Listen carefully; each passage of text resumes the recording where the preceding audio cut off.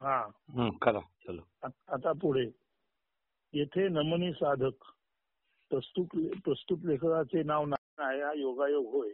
येथे नमनी साधक म्हणजे नारायण प्रत्यक्ष देव नारायणाला परमेश्वराला संतांची सेवा हर तऱ्हेने त्याचे द्वारे घडावी असे विनवित आहे.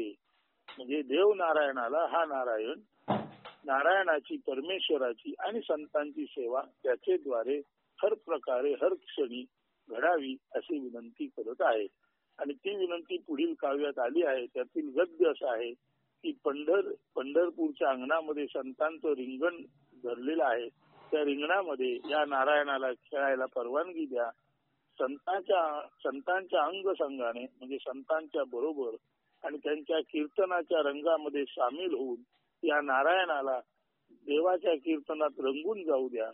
संत ज्या पाय वाटेने पंढरपूरला निघाले आहेत ती पंढरपुराची किंवा देवाच्या मंदिराची वाट तेथील काटे कुठे दगड धोंडे दूर करून ती वाट चोख करावी आणि ते चोख करण्याचं काम संतांची परमेश्वराकडे जाणारी वाट चोख करण्याचं काम या नारायणाला मिळावं. संत जेथे जेथे जातात आणि वस्ती करतात तिथे तिथे संतांच्या वस्तीमध्ये जाऊन त्यांची सेवा करण्याचं काम या नारायणाला मिळावं. पंढरी माहेरी संत जेव्हा निगती वार्षिक काम देई मज नारायणा.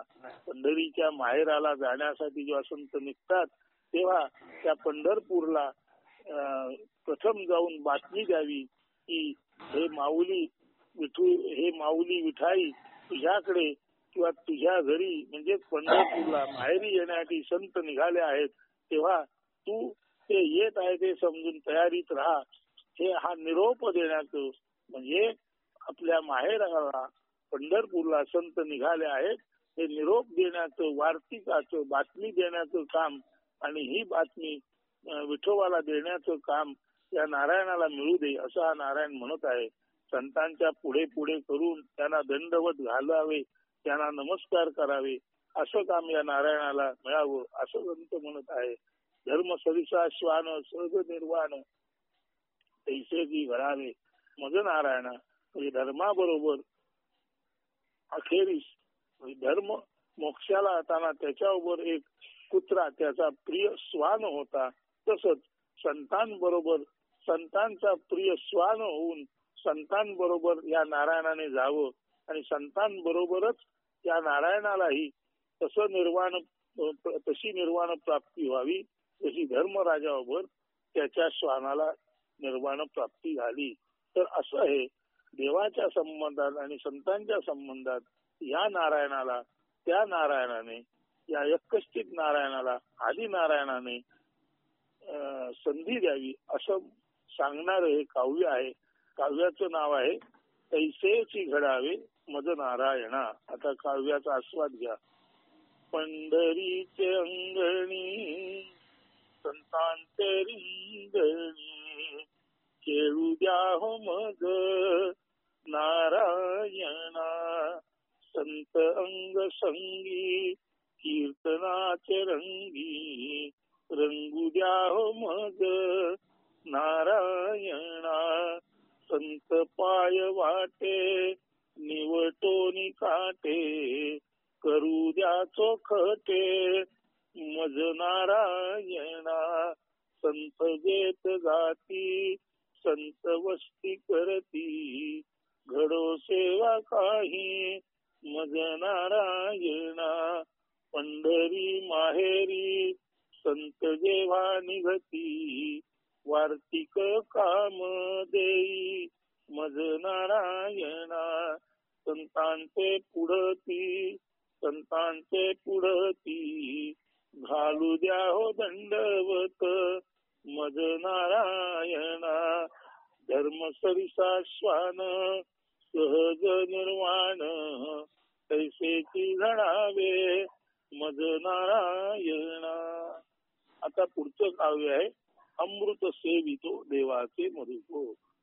देवाचं अमृत देवाचा रस आम्ही देवाचे भक्त म्हणजे मधु पिणारे म्हणजे भुंगे सेवत आहोत. फुलांचा रस जसा भुंगा सेवन करतो तसा देवाच्या अमृतत्वाचा अमृत रसाचा स्वाद आस्वाद किंवा त्याचं सेवन देवाचे भक्त रूपी मधुप म्हणजे भ्रमर किंवा भुंगे घेतात. म्हणून भगवंताच्या पायी नारायणाने चरणी भगवंताच्या पायी नारायणाचे चरणी आपले जीवही ओवाळून टाकणारे संत हे खरे तर परमेश्वर निर्मित फुलातील अमृत मध शोषून घेणारे भृंगत आहेत. भगवंताच्या पायी नारायणाचे चरणी आपले जीवही ओवाळून टाकणारे संत हे खरे तर परमेश्वर निर्मित फुलातील अमृत मध शोषून घेणारे भृंगत आहेत म्हणजे भुंगेत आहेत.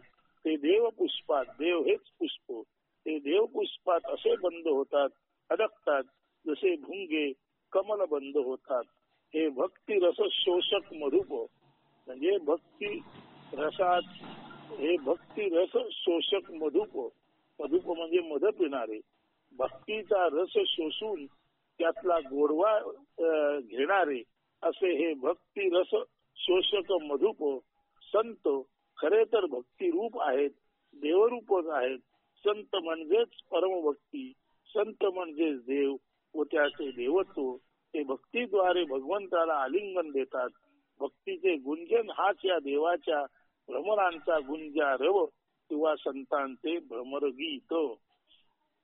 एक जात असा एक शब्द आहे. एक जात म्हणजे एका भगवंतातूनच जन्मलेली अशा अर्थी एक जात ही देव जात असते. एका भगवंतातूनच सर्व जन्माला आले म्हणून आपण सर्व एक जात किंवा देव जात आहोत हा अर्थ नीट लक्षात ठेवा. आणि आता काव्याचा आस्वाद घ्या. हे सर्व संत काय म्हणतात बघा. अमृत सेवितो देवाचे मधुप.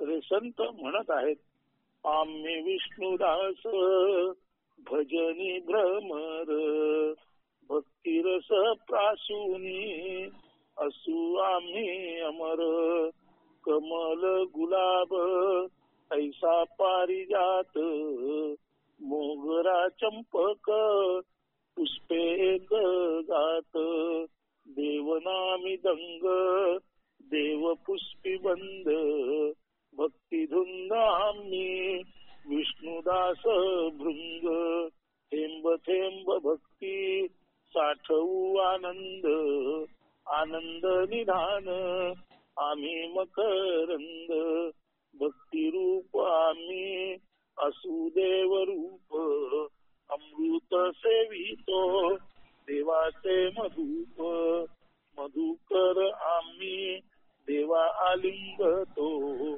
केशवाचे चरणी जीव कुरवंडितो. तर देवाच्या अमृताचे रसपान करणारे आम्ही मधुप आहोत. देवाच्या अमृतत्वाचा गोडवा म्हणजे मकरंद प्राशन करणारे आम्ही मधुकर आहोत भृंग आहोत. आणि आम्ही देवाला अशा तऱ्हेने आलिंगतो की देवाला आलिंगन देता देता आमचं जीवनच केशवाच्या चरणी आम्ही कुरवंडितो म्हणजे आमचं जीवन केशवाच्या चरणी आम्ही समर्पित करतो. तर असे हे अमृत सेवितो देवाचे मधुप. तर आज आता एकूण 2 आणि 2 4 अशा ह्या 4 काव्याचा आपण आस्वाद घेतला. पुढील भाग उद्याच्या ह्याच्यामध्ये पुढील भाग आपण उद्याच्या काय म्हणायचं 17 मध्ये घेऊ.